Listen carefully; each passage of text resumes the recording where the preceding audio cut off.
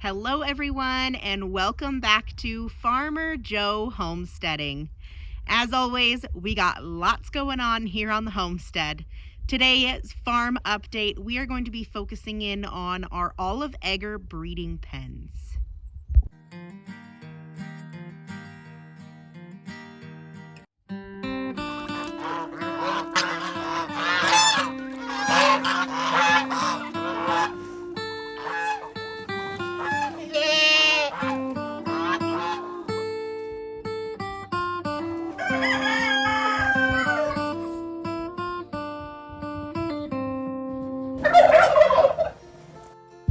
First off though, I want to give you guys the normal quick run around of the farm and update you on what's been going on around here.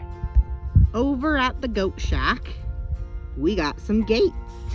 I finally was able to go and pick up the gates that I needed for the pastures. So for the pasture, gateway right there in front of the truck, and then where the board is up there, that is also a gate. So we have a gate there and a gate going there. Those are each going to be 12-foot gates so that we can still run tractors and equipment in there when needed. The next gateway is actually where their pen is and where they can walk into the pasture. We're going to have a gate there as well so that I can lock them either in to where the shack is or lock them out on pasture for the day to give their pen a chance to regrow, and so that I can keep them locked out when I'm doing things and don't need them all breathing down my neck. Now, the next gate we do have way over on the far side where the divider is in the two pastures.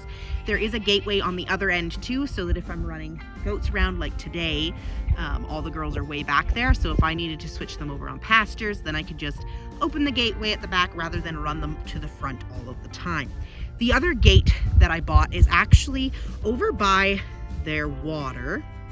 Find it. It's way over here. So over by their water, we've always had a panel up, or like just a wood panel, with intentions of putting a gate there. So I went ahead and got a gate for there as well, so that we'd have a gate to make it much easier for breeding season to bring the billies in, because the billy pen is right there.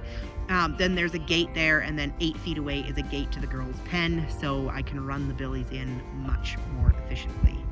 And that is it for goat news for now. I'm going to do a more detailed video next week because our Miss Star is getting pretty close, I'm thinking, to kidding. And of course, our cow, little Miss Betty, is doing amazing. We do have a video dropping on Monday on some training that we're doing with her to help her become a really good milk cow. So make sure, if you aren't already, that you subscribe to our channel so that you can see all of our new videos that are coming out soon. All right, guys, now the hutches. We don't have a ton to update on. Miss Livy's litter is looking amazing. We are getting some really beautiful, really cool colors out of her. Still not sure if those babies count as reds. We're just calling them peaches for now. I need to look it up and figure out what colors exactly they are, because they definitely don't look like the red that we got at all. So really curious to see what they're going to mature as. And she did get a couple more steals. There's definitely a chinchilla in there, probably a couple squirrels. So really excited to see how her litter matures.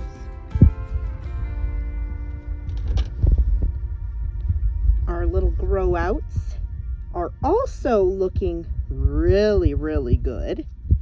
They are growing like little stinkweeds, and they're getting much more relaxed. They went through that fighting phase, and I think they found their pecking order, because now they've been really good. We also still don't have names for our 3 grow outs that we kept from our Peter and Livy cross. So if you have any adorable name suggestions for those 3 girls, we would love for you to comment below. All right, now Miss Twilight. She had a little hiccup. She had a couple babies fall down the hole that we had to rescue this morning.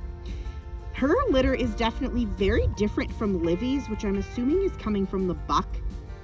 Hers are very chunky and not quite as long and lanky as Miss Lily's, but they are still doing really well.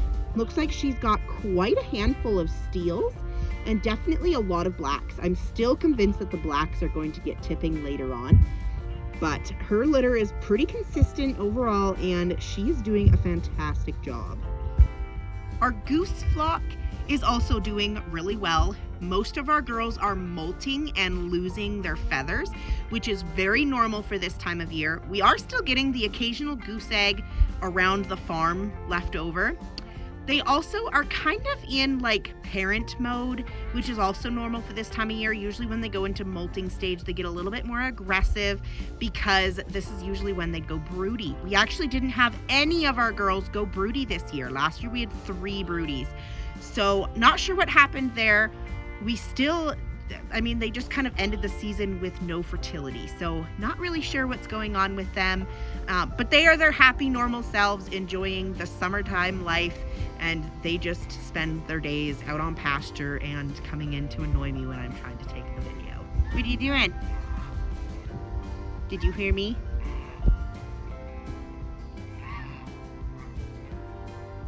Hi, girls. So, turkey news. We have 3 broody turkeys. So we got 3 girls on nests. One of the nests, hers didn't hatch. I'm not sure what happened. We do still have eggs in the incubator that are hatching weekly, so I'm thinking I might sneak some fresh hatchlings underneath of her possibly on Sunday, and maybe that will be what we need to get her to actually hatch out babies. This is Sage, who we've had this is our 2nd season with her. And she went broody a few times last year and had the same problem. Her eggs never hatch. So I don't know if she's just not a super great mom. I don't know if maybe she's like too hot or too cold or off the nest too much. Every time I go in there, she's on the nest and super aggressive. So I'm not really sure what's up with her, but her eggs are dead. And so she's gonna need some new babies snuck under her because she has been brooding for 5 weeks or more, which is a long time for them. The chick coop got a full makeover last night. So they've got all new shavings in there. These are our older grow out. And our turkeys that we'd hatched from bought eggs. There's a couple of them there. So these guys are currently off heat, but I'm keeping them in here so that it's still warm, especially for the turkeys. Turkeys are a lot younger. They look bigger because they're turkeys and they grow faster, but they are actually younger than all these chicks. So they need the warmth a little bit longer. So like these guys here, they're on top there because they lay where that heat lamp is and it's nice and warm. And we have these little guys. There's a whole pile of them back in there. This is some opals we kept back, some leg bars we kept back, and our fancy leghorns that we purchased. And then in here we have this week's turkey poults and a bunch of black copper Morans that are waiting for their new home. We are still hatching chicks out weekly. This next hatch coming up was actually all eggs I set for myself. It was all my favorite black copper Moran's eggs, my favorite dark olive egger eggs, and some there's a little bit of like some sex links and other things like that. I still probably will be selling some of them because I don't need all of them, but I will definitely be keeping them, especially my purple egg. I really want to keep my purple egg.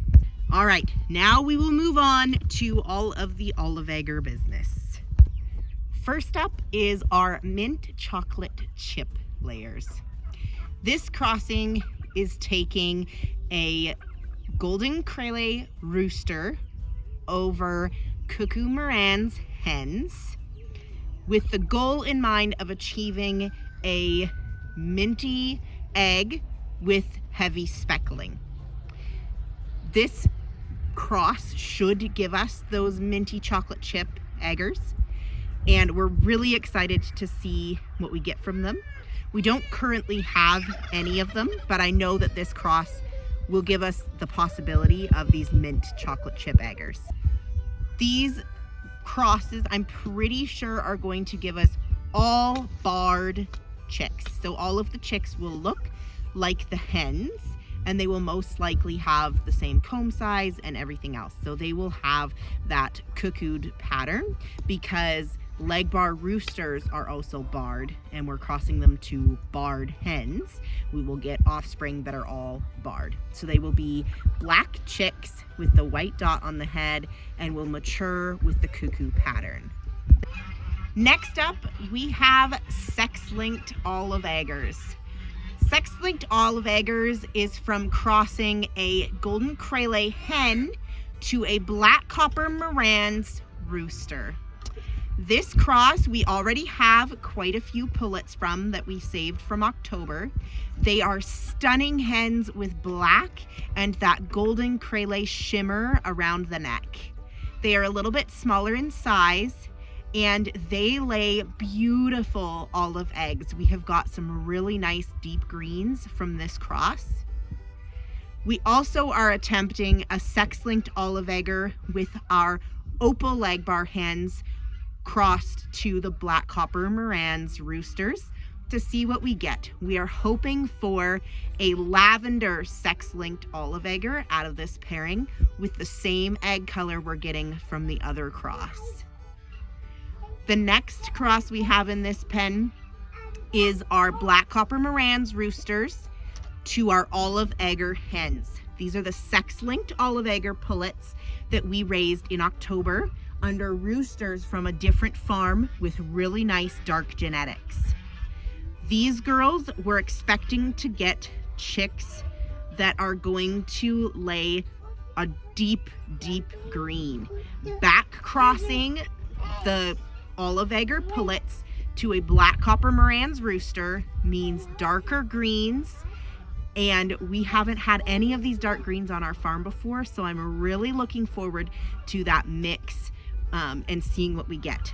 Now, back cross, because of the way that genetics work, you also get the possibility 50-50% on, it's 50-50 chance of getting either a dark deep olive egger or a dark brown layer, because of the crossing and the way the genetics work when you cross that way.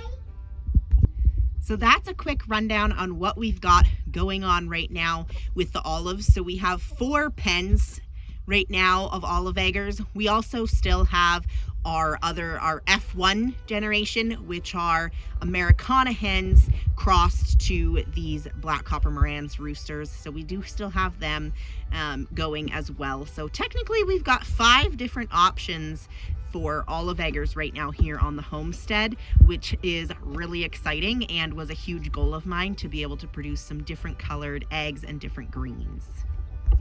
All right, guys, that is it for now. We did finish planting the greenhouse, and the garden is looking well, but still needs weeded. So I'm not going to show you that because it kind of looks exactly the same. We have been getting some more rain, so that has been fantastic. But we're going to leave it at this for today, and make sure you subscribe to our channel, hit the notification button so you never miss one of our farm updates. We do have some other videos that are coming out, so make sure that you stick around and come back for next time.